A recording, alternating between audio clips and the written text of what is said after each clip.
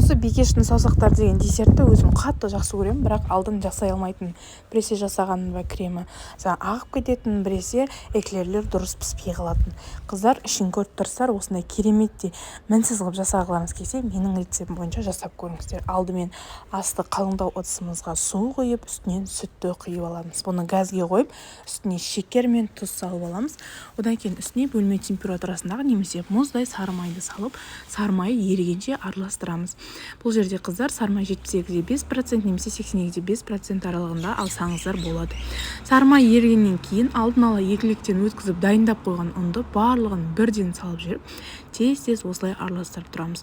Егер де тез-тез араластырып тұрмасаңыз, орталарында түйіршік болып қалып кетуі мүмкін. Сондықтан барынша жақсылап біркелкі етіп араластыруға тырысыңыздар.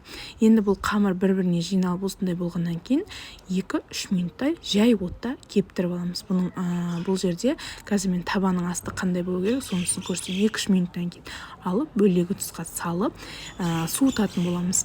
Мына қарап қалсаңыздар, осылай енді жабысып бастаған кезде оттан түсіру керек. Бұл суығаннан кейін, суығанда жұмыртқа піспейтіндей дәрежеде болса болды, 40-35 градусқа дейін жылыса болды қыздар. Одан кейін жұмыртқаны граммен өлшейміз, ешқандай штукпен емес, 360 немесе 361 грамм ең нормасы. Барлығын бірдей емес, аз-аздан саламыз. Бұл жерде 360 грамм жұмыртқа, менде 6 жұмыртқа шықты. Сізде жұмыртқаңыздың көлеміне байланысты.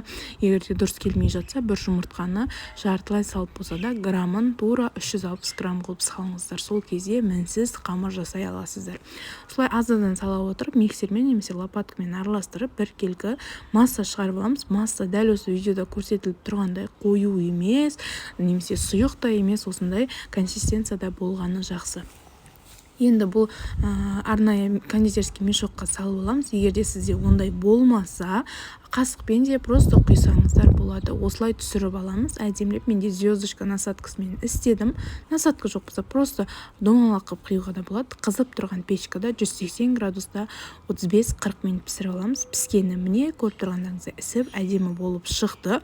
Ол суытамын дегенше салқын сливкеге үстіне салқын сгущенное молоко саламыз. Барлық заттың мөлшерін описание қалдырамын, сондықтан описанияға қарап көріңіздер қыздар. Бұл жерде кейіннен үстіне сахарный пудра қосамыз. Негізі майда шекер болса, сол майда шекерді қолдансаңыздар да болады. Енді екеуін жақсылап араластырып, көпіршітіп аламыз. Қыздар, менің арнамда басқа да оңай, дәмді, 100% шығатын десерттер бар. Сондықтан міндетті түрде арнама жазылып алыңыздар. Кішкене осы қоюланып бастаған кезінде барып үстіне қаймақ салатын боламыз қыздар. Қаймақтың проценті көп болғаны қажет емес. Барынша 20% қолдансаңыздар мінсіз шығады. Себебі 25% кішкене қою болып қалса, қамырға әдемі болып жабыспайды кремдер. Сәл сұйықтау, сәл қоюлау болу керек. Осы видеода қазір мен крем қандай болу керек екенін көрсетемін. Міне осындай, немесе бұдан сәл ғана сұйықтау болса да болады қыздар крем. Сол кезде идеальный болады. Енді міне жаңа эклерлерімізді салып, кез келген ыдысқа әдемілеп жинап шыға бересіз. Өзіңіз қалағанша торттың ыдысына, кольцоның ішіне торт ретінде жинасаңыздар да болады. Мен өкінішке орай жинағаным түспепті. Бетін осылай шоколадпен әсемдедім. Сіздер фруктымен әсемдесеңіздер болады. Видеом ұнаса, менің каналыма жазылып алыңыздар.